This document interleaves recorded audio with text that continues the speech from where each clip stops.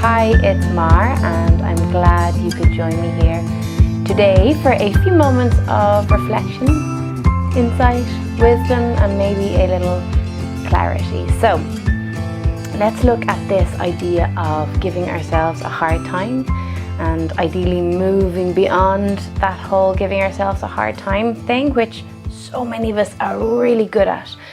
In Buddhism, there's this concept called the second arrow, and it's basically where there is already some kind of pain present. So it can be an outside challenge or internal pain. It can be something in our relationships, in our job, in our finances, something out there that's causing some form of stress or pain or suffering.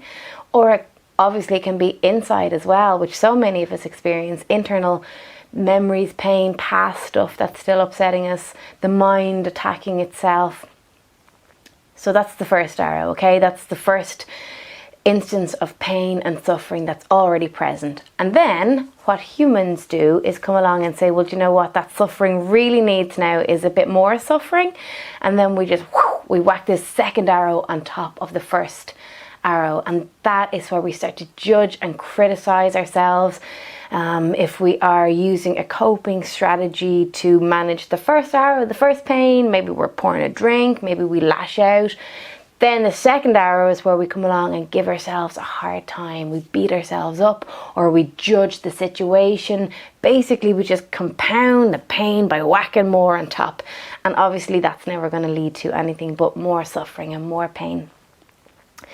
So the really important thing here is that we just notice that we're doing it in the first place. That's step one, first protocol. Notice and wake up to the fact that this is a pattern that we are engaged in. All of us do it.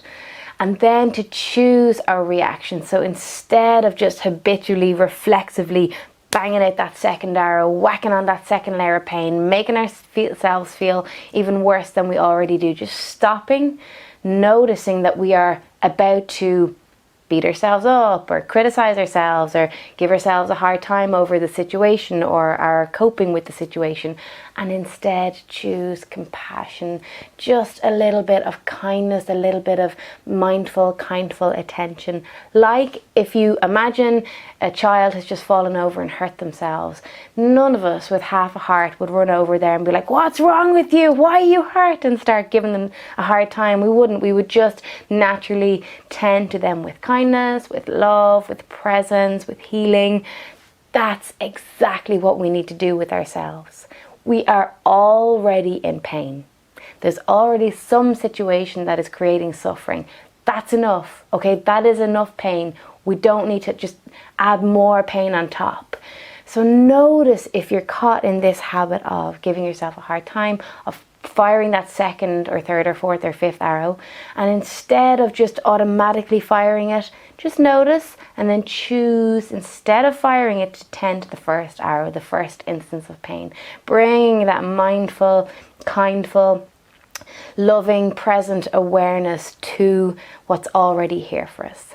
And this is how we start to wake up. And there's so many people in pain at the moment. If you look around the world, people are just projectile vomiting their pain everywhere, online, in traffic. We're suffering. So we need to each individually take responsibility for our own suffering and our own pain and how we're showing up for ourselves in those moments of suffering, and not compound them, okay? There's already pain. We don't need to land more pain on top of our existing pain. I just said pain a lot. Maybe there is a lot of pain to be spoken of. So look, hopefully that's helpful. Just notice and choose a new way. Notice, choose a new way. And remember that you don't deserve to be giving yourself a hard time. What you deserve is kindness and love and compassion. I hope you have a great day, whatever you're doing, and I will see you next time. Thanks for being here.